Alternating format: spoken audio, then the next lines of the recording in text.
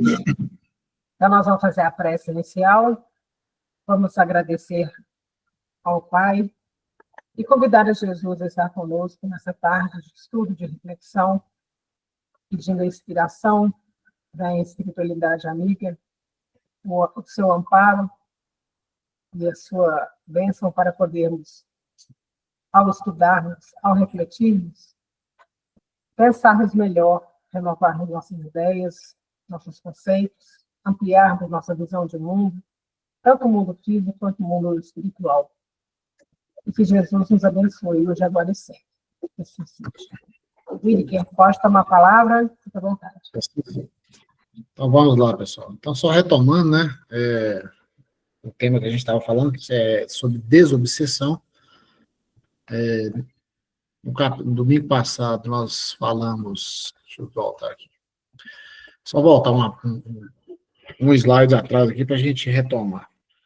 Então, a gente falou um pouco sobre a questão de reunião, né, de desobsessão como terapia, e sempre comparando, né, que essa sessão de terapia está sempre ao alcance em busca da liberação espiritual, é fundamental a adesão do paciente para o trabalho reflexivo, e mediante a reforma íntima e fundamentos equivocados, eles se implodem, ou seja, deixam de existir, né?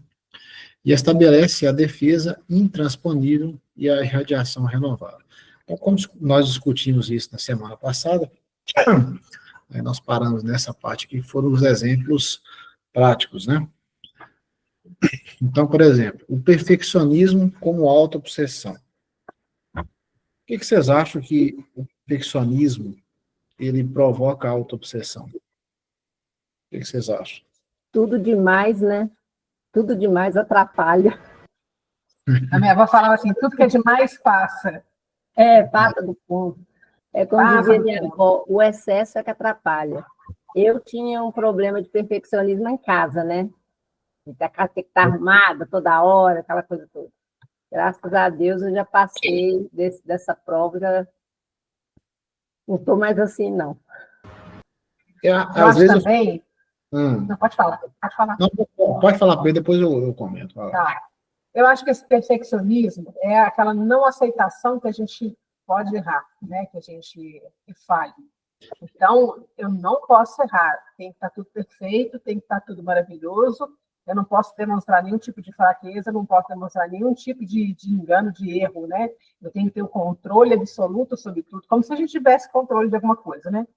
E aí o perfeccionismo vem com essa falsa ideia de que eu tenho, que eu consigo ter controle de tudo e que eu preciso ter controle de tudo, né? Que uma coisa é eu querer, outra coisa é eu precisar, achar que eu preciso porque eu não posso me colocar como vulnerável para ninguém ou com menos. Aí é orgulho, né? Falando bem alto, né? Eu não posso ser falho, demonstrar fraqueza, falha de que eu tenho defeitos, que eu não sou perfeito para ninguém. Mais ou menos isso que eu penso. Que é interessante.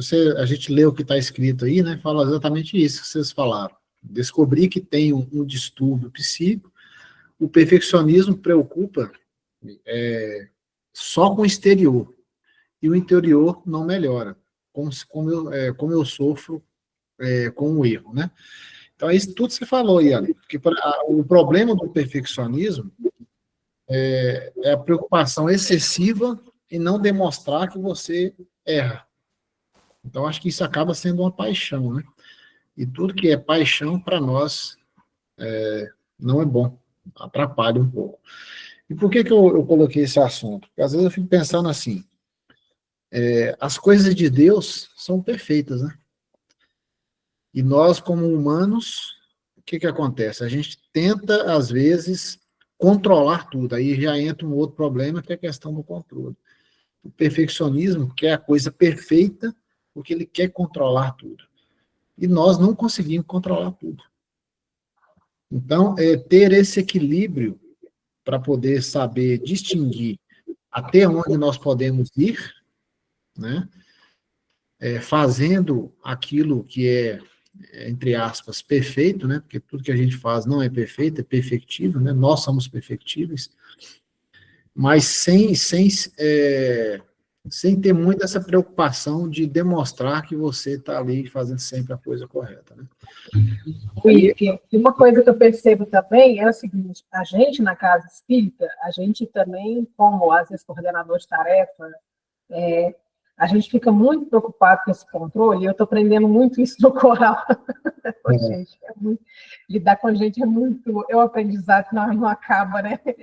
E assim, o que eu estou percebendo é o seguinte, a tarefa é muito maior do que a gente pensa, e ela é muito além do alcance que a gente dá conta. Então, se a gente não entender que a gente precisa da espiritualidade, que é para que a coisa funcione, que a gente, o que a gente tem de visão é muito raso comparado ao que a espiritualidade tem como tarefa ali, né? E a gente fica querendo ali a fé e a ação fazer do nosso jeito, como se o nosso jeito fosse o melhor, né? Só eu posso fazer melhor, ninguém mais pode fazer melhor.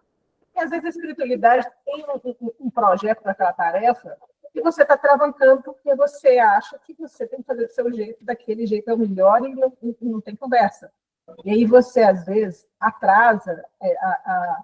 O Plínio fala uma frase que eu gosto muito, que fala assim, o ótimo é inimigo do bom.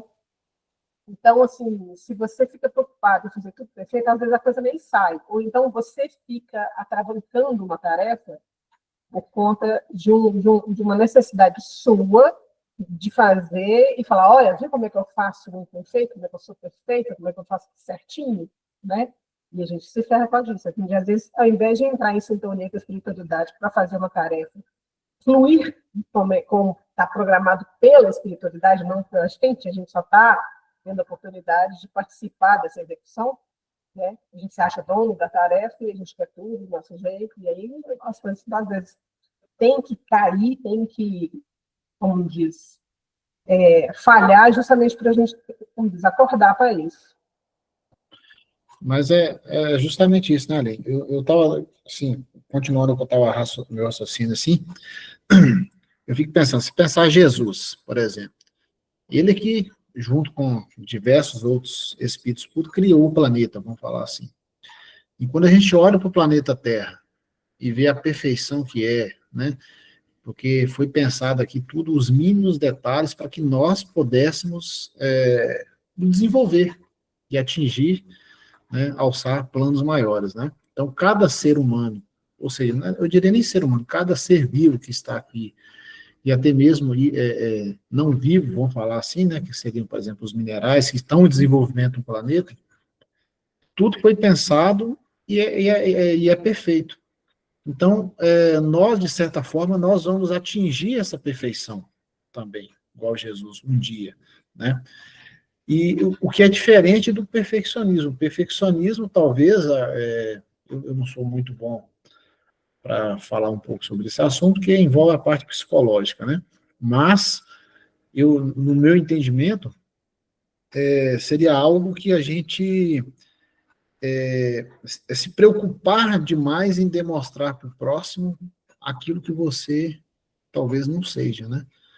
Então, quando você se preocupa demais em mostrar uma certa perfeição, então aí é que está o problema. Então, talvez você buscar a perfeição não é o problema. Eu não sei se eu estou conseguindo fazer a diferença, né?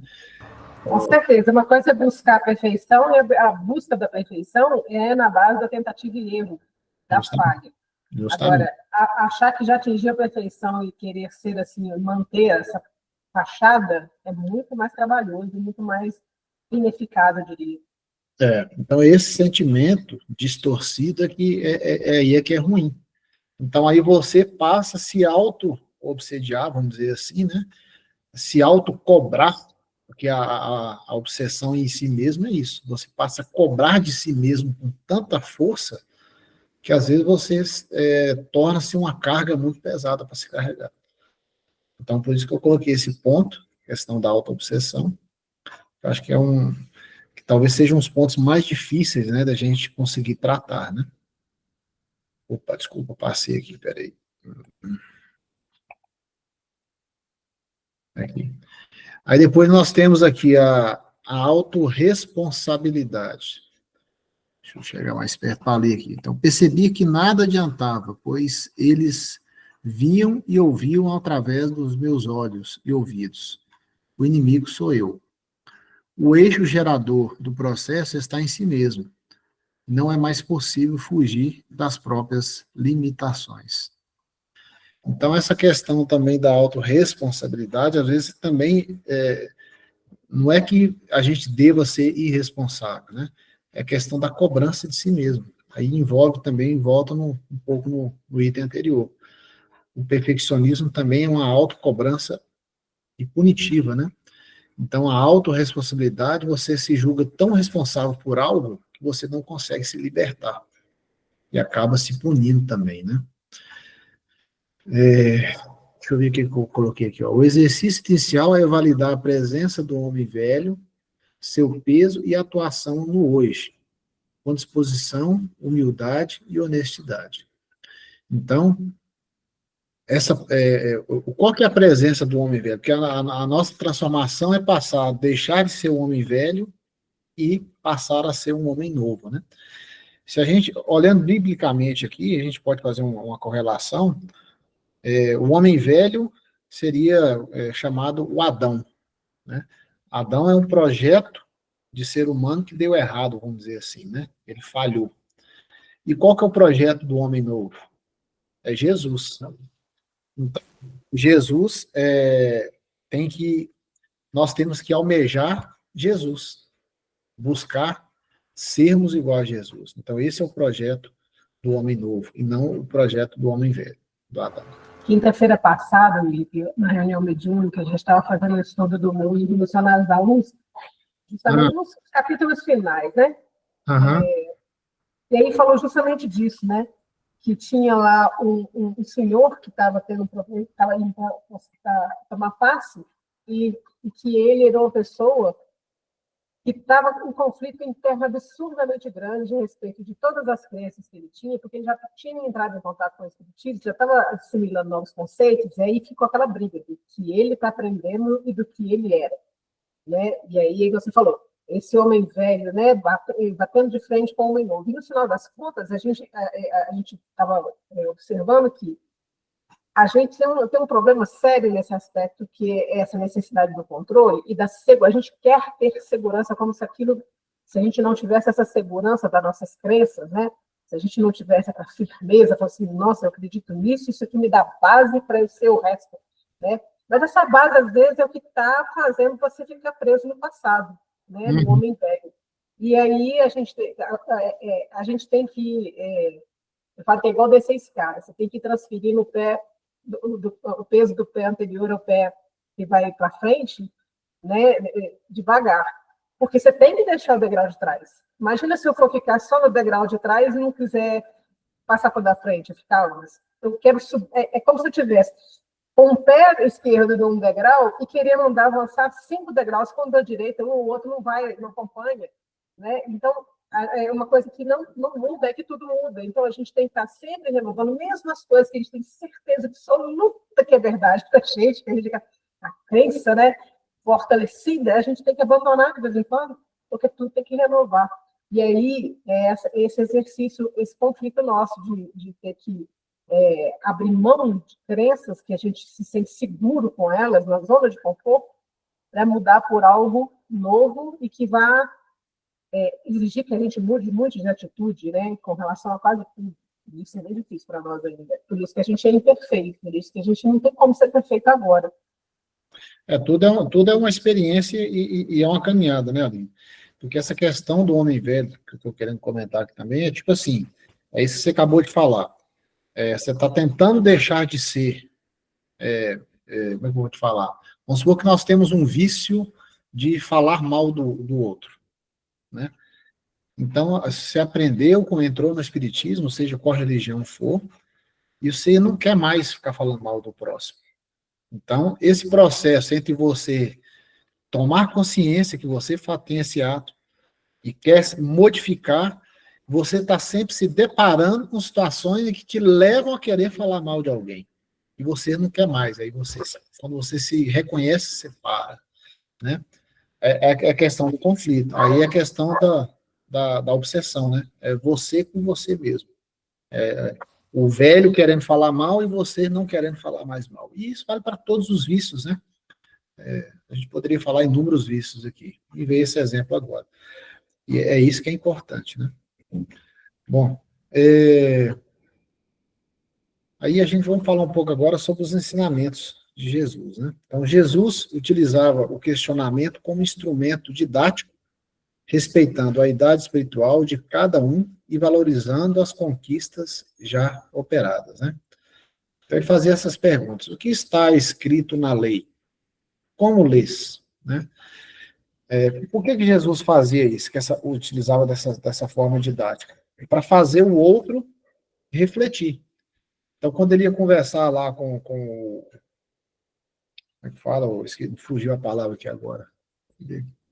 Doutor da lei, por exemplo, né? Então, às vezes, questionava eles as leis. Aí perguntava, o que está escrito na lei? Fariseu? Não, o doutor da lei, por exemplo, né? Tá.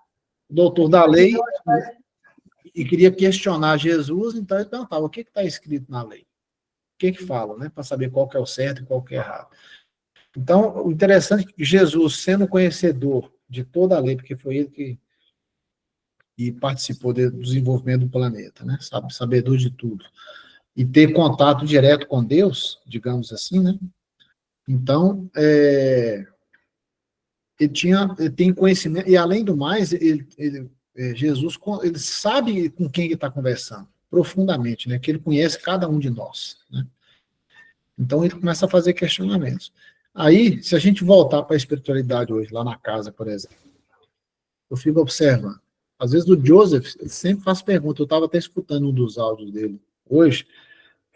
Acho que foi ontem que eu consegui até preparar o áudio para colocar no YouTube, né? O vídeo. E lá, em alguns momentos, ele fala justamente esse tipo de questionamento. Ó, a gente sabe como que vocês estão, porque ele olha para a gente e enxerga na íntegra como é que nós somos. Não precisa ficar perguntando. Aí ele fala com uma tutora. Por que a gente questiona vocês algumas coisas? Porque a gente quer ouvir vocês falarem. Se você passa por um processo psíquico, que você ouve, e quando você vem falar conosco, você está falando, você está elaborando o pensamento para falar. Na elaboração do pensamento, vem o sentimento. Então, de certa forma, isso é uma terapia. Olha só para você ver que interessante. Isso é ensinamento de Jesus, e às vezes a gente fica olhando a espiritualidade, eles aplicam exatamente o que Jesus ensinou. É isso que eu fico assim, eu tenho ficado muito atento a tudo que o Ezequiel, tudo que o Joseph fala, e depois eu ouço, reouço de novo, e ouço novamente, umas 1000 vezes, e fico tentando tirar dali lições de acordo com aquilo que me toca, né? Porque hoje, alguns itens me tocam bastante. Às vezes, quando eu ouço depois, às vezes parece que até esquece, né? E passa a te tocar de maneira diferente. Mas o que importa nisso tudo? É que a espiritualidade está sempre utilizando esses recursos para que nós mesmos reconheçamos em nós aquilo que nos incomoda e de certa forma, vai ser um trampolim para nos fazer crescer, né? Eu acho até que, quando ele pergunta, eu acho que é mais para saber o quão consciente você está dessa situação. Tipo assim, se você consegue elaborar uma frase falando qual que é o problema, aí você fala, às vezes falando em voz alta, você fala, nossa, agora falando em voz alta, eu consigo compreender que às vezes, ou então, às vezes, a pessoa não compreendeu ainda, mas pelo fato dela falar, o outro já tem uma noção, tipo assim, ele não entendeu ainda, ou ela não entendeu ainda, ela não percebeu ainda. Então, às vezes, a terapia vai ter que tomar outro rumo, né? A questão de lidar com o ser humano ali vai ser de outra forma. Mas só o fato de você ter consciência de falar e conseguir falar, já é um passo à frente. Justamente. É basicamente isso mesmo, Anitta, é o que o Joseph falou lá. Ele fala assim, quando você elabora o pensamento, só do pensar, né? O pensamento a gente sabe que é matéria, ele traz ali certos sentimentos, e esses sentimentos você passa a reviver aquilo novamente, então você está fazendo ali uma terapia, né? E eu observo isso também o seguinte, que muitas das vezes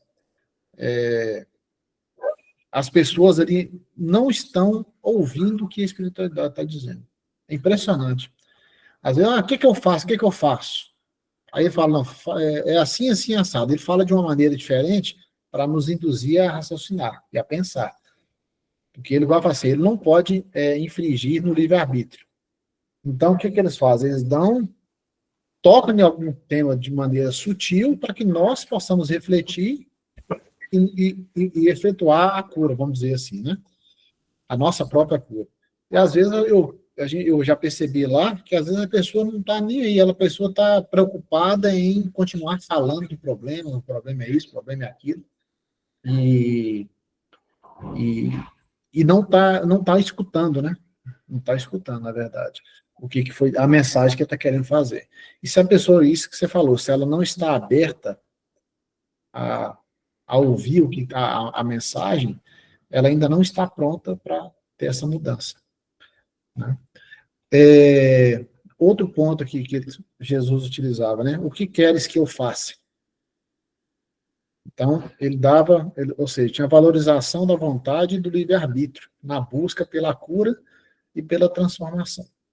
Então, Jesus nunca, tipo assim, mesmo sabendo o que a pessoa estava precisando, ele poderia chegar lá e falar assim, a pessoa que é cega, eu vou te curar o cego. Então, já vou chegar e já vou curar. Ele perguntava ao cego, o que queres que eu faça? Ezequiel fala muito isso lá, quando ele está dando orientação lá na quarta-feira. Ele fala assim, a pessoa está me perguntando uma coisa, mas eu não posso falar o que ela deve fazer, porque isso estaria aviltando o livre-arbítrio dela. E aí, por exemplo, se eu mando ela fazer vamos supor que eu mandasse ela fazer, se fosse possível fazer isso, faça isso, vamos supor, muda de emprego. Será que eu devo mudar de emprego? Será que eu devo aceitar tal proposta, mudar de cidade, como diz, né? Largar meu emprego ou largar um relacionamento? Eu falo, primeiro que eu não posso evitar o livre-arbítrio dele. Segundo é que a pessoa, se ela fizer o que eu sugeri e der errado, a culpa não foi dela, foi minha que sugeri.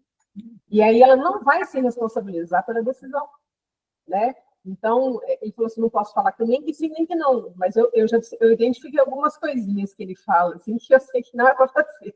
Uhum. Ele falou assim, a querida irmão, a querida irmã tem total liberdade para decidir. Pode saber que não é para fazer, que não faça, por favor.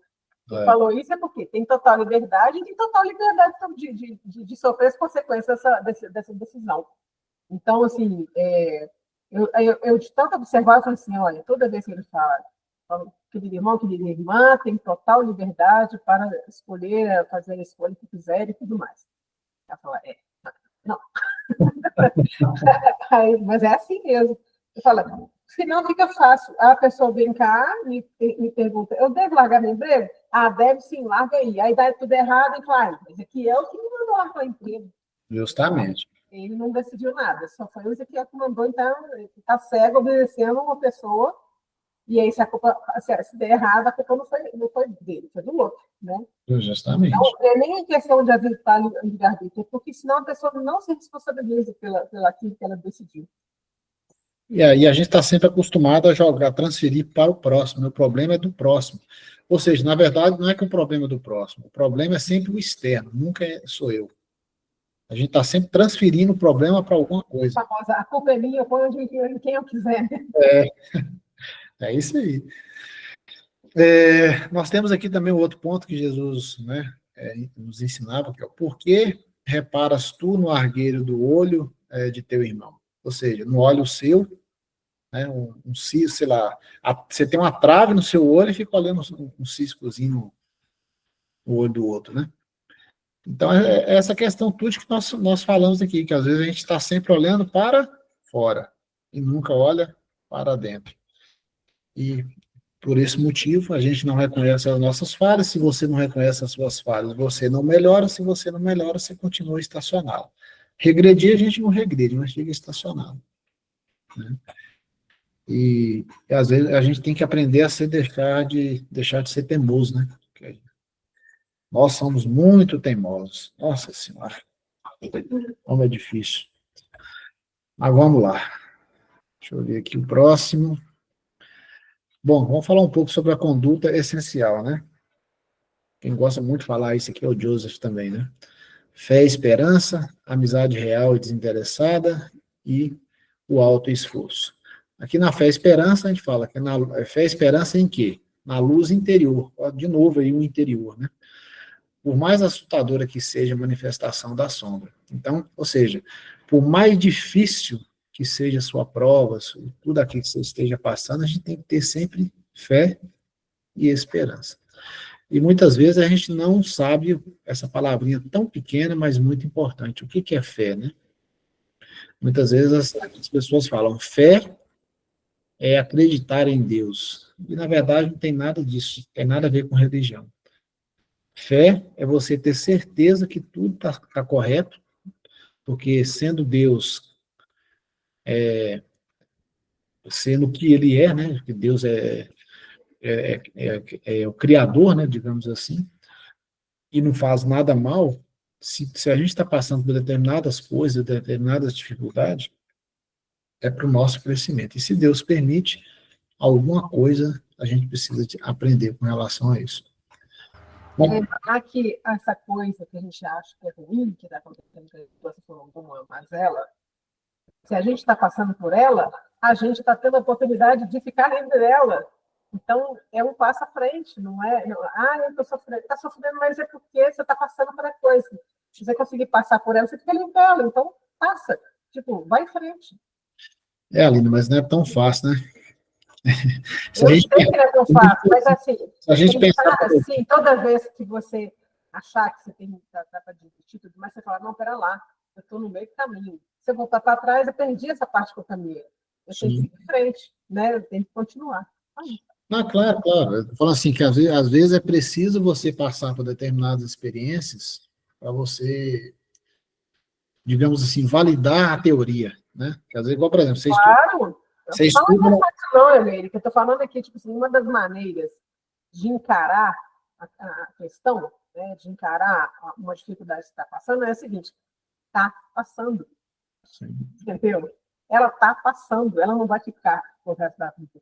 Né? Se já está passando, é menos uma coisa que eu tenho que lidar se eu conseguir ser firme o suficiente para passar por isso. Eu fico pensando assim, às vezes a gente estuda o espiritismo e tudo, mas às vezes a gente não introjeta realmente, né? A gente sabe que nós somos imortais no sentido que nós tivemos o início da criação e a partir dali a gente não morre mais. O que a gente vive são experiências. Então, se você realmente entender o significado disso, acho que o primeiro sentimento que tem é deixar de ter medo. Não é? Porque, tipo assim, se eu sou imortal, vou passar por um momento ali, passou, depois reencarnou de novo, vai até chegar o momento que não há mais necessidade de reencarnar. Então, você vai passar, a primeira coisa que a gente deveria deixar de ter é medo. E, no entanto, a gente continua tendo medo. Medo que eu falo assim... O Haroldo Dutra Dias falava assim, gente, pensa, pior que pode acontecer, você desencarna. Você desencarna e continua vivo. Continua vivo. Justamente. Então, a gente deveria ter. Por isso que a gente tem que ter fé e esperança. Né? E o Joseph tem falado também, o Ezequiel tem falado bastante, a questão de preocupar com o dia de hoje. E ele falou assim, isso é urgente, que a gente fica muito vivendo o futuro, né? Aí vem a questão das preocupações com a ansiedade. Quando a gente fica ansioso, a gente prejudica o nosso corpo. A preocupação também em excesso também prejudica.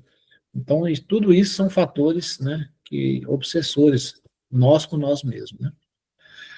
A questão da amizade real e desinteressada, Ezequiel também tem falado bastante sobre isso. Né? Angarieis amigos, né? Porque, às vezes, se você não tem ali,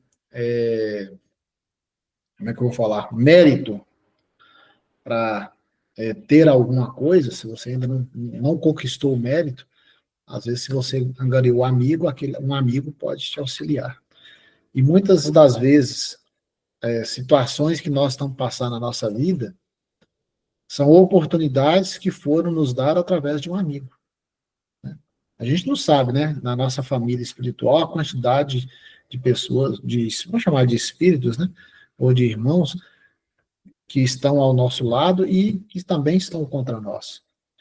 né? O próprio André Luiz, né, quando estava lá no umbral, teve a mãe dele, ele só saiu de lá com o mérito da mãe dele. Então, qual que é a importância do amigo? É te acolher, né? Às vezes a gente não pensa nisso, né? E qual a melhor forma de você ter amizade?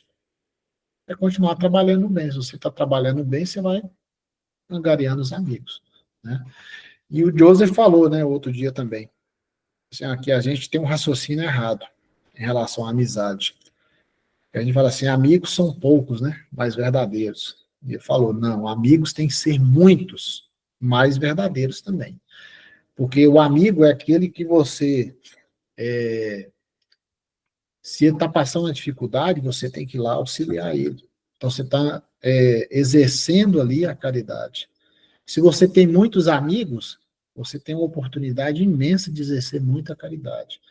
Se um amigo está passando necessidade financeira, você vai lá dar ajuda com ele financeiramente. Você está passando uma dificuldade emocional, você vai lá auxiliar ele emocionalmente. Então, ter amigos, a gente tem que ter a ideia de ter muitos amigos, né? Que aí a gente tem a oportunidade de desenvolver vários. Como é que é a palavra? Agora me fugiu. Mas é desenvolver o bem em você mesmo, né? O interessante é essa palavrinha aqui, ó, desinteressada, né? Desinteressada. É isso que nós temos que também não adianta ter amigos só querendo com interesse. Eu vou ajudar aquela pessoa que vai me dar um emprego, ou vai me dar isso, ou vai me dar aquilo. Não, tem que ser uma coisa desinteressada.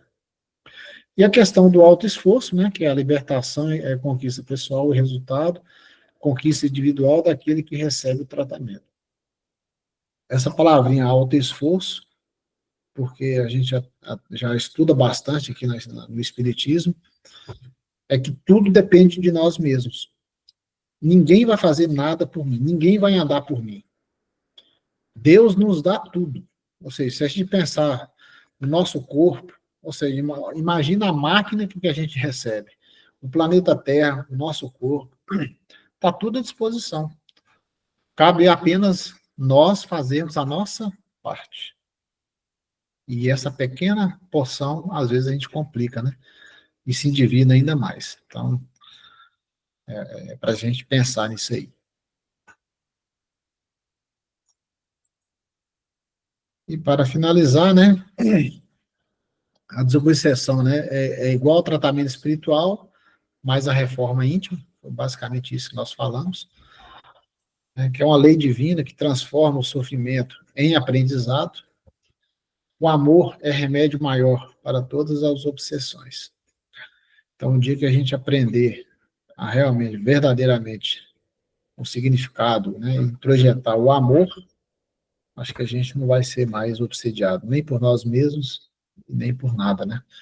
Porque a conexão é direta com Deus, não abre espaço para a obsessão. E tem essa frase aqui que fala assim: evangelizar um homem, ver bem, é dizer-lhe, tu também és amado por Deus, no Senhor Jesus Cristo. E não somente dizê-lo, mas pensá-lo, realmente. E não somente pensá-lo, mas lidar com esse homem de tal maneira que ele sinta e descubra que há nele qualquer coisa de grande. Então, para fechar o nosso estudo aí hoje. Eu tenho que comentar uma coisa que na quarta-feira, coisa que eu pedi assim, para o grupo que estava ali na salinha menor, né? Eu achei muito interessante. Eu acho que isso vale para todo mundo. Ele falou assim: experimentem fazer por um mês,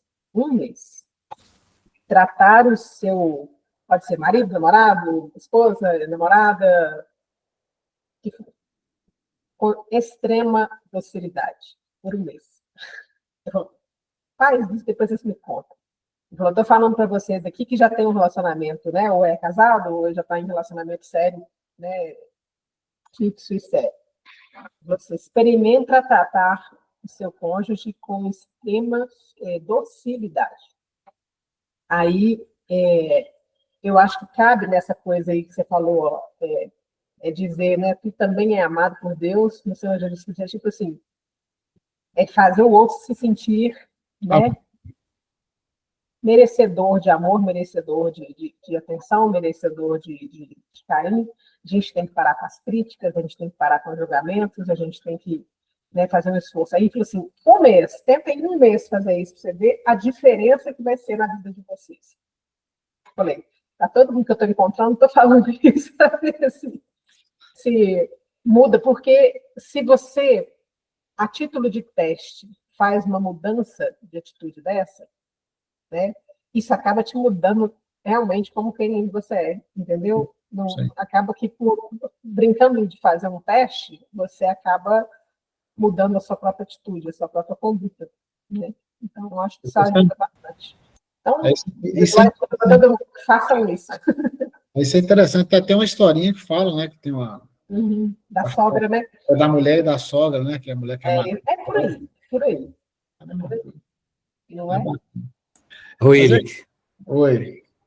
Eu estou passando por uma série dessas, eu estou tendo, não é cobrança, mas tentando enxergar as coisas de maneira diferente. E eu tenho batido demais de frente com a minha esposa nesse sentido. Ela que é a pessoa que gosta de ser certa, que gosta, não sei, não sair fora, não sei o quê, e ela está tendo conflito demais com a irmã. Então eu falo assim, quem que tem que mudar? Você não vai conseguir mudá-la. Mude você. Mas, menina, eu falo dela, entende um do outro dia já está a mesma coisa. Então, assim, é a dificuldade que tem. Assim, eu estou trabalhando no sentido de que eu tentar ver se eu consigo, né, assim, cada vez conversar com ela, mas tem dia que estaca zero, bota tudo a zero de novo. Mas, pelo menos, eu estou tendo essa visão de tentar, né, ajudá-la também nesse sentido. Né? As pessoas que estão mudando, estou tentando fazer tudo para mim, eu mudar um pouquinho a maneira de ser também. Então, e acaba isso também, eu aprendendo. Eu não posso, pelo menos aprender, eu não posso ser assim, eu não devo ser assim. Então, e depende de mim. Não depende de Deus, não depende de Jesus, não depende de nada, depende de mim. Se eu mudar, com certeza vai ter algo diferente para frente. Se não, nós vamos cair no mesmo erro para frente. Então, assim...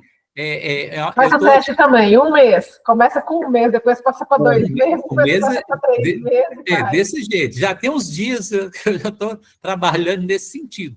Mas é porque... E a gente vê, queira ou não, no meu dia a dia, a gente tem visto essas mudanças. Não é questão só da esposa, mas as pessoas que estão ao meu lado. Estou tentando a cortar. Defeito todos têm, todos nós temos, mas que a gente tem um caminho a seguir, o correto, né?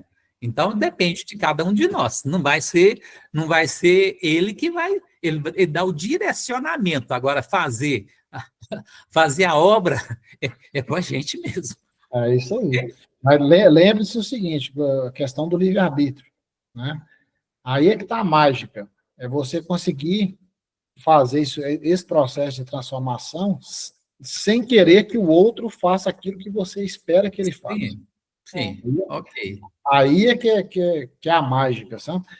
E quando a gente consegue fazer isso verdadeiramente, Deus, é libertador. Por quê? Porque a gente fica naquela... tipo assim, quando tem um problema como esse, tem um conflito entre irmãos ou entre familiares, alguma coisa, e você quer fazer com que eles não tenham mais conflito. Você quer que não tenha. Pô, mas será que eles querem? Deixa eu quebrar. É a vontade dele? Agora, o que nós podemos fazer? O que nós podemos fazer? Dar o exemplo. É você. Sim. É você. Trata com facilidade. É isso que eu estou tentando. Tentando fazer.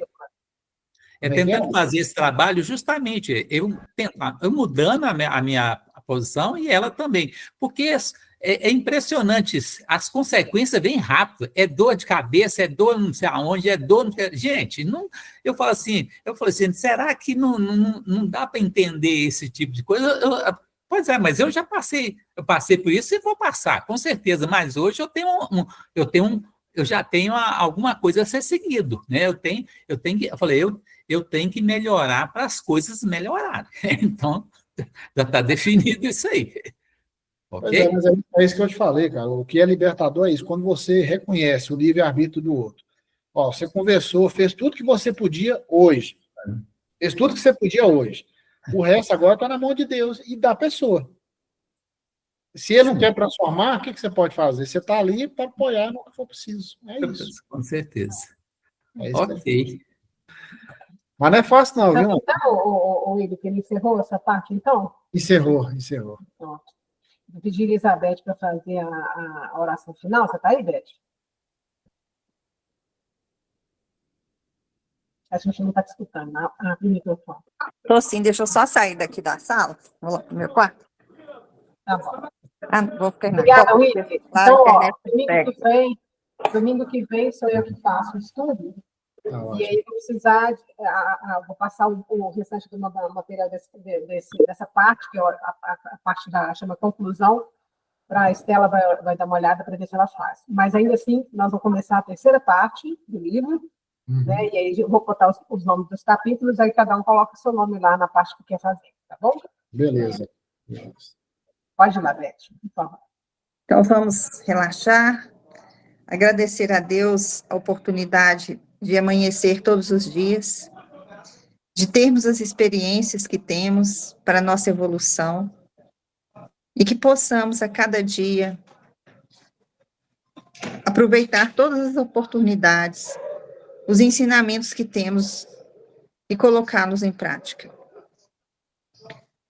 Só temos a agradecer pela nossa posição privilegiada de poder escutar os ensinamentos e ter a oportunidade de colocá-los em prática. Obrigada, Senhor, por tudo que temos e nos ajude a oferecer o que as pessoas que estão em nosso entorno precisam, para que possamos doar cada vez mais do que temos.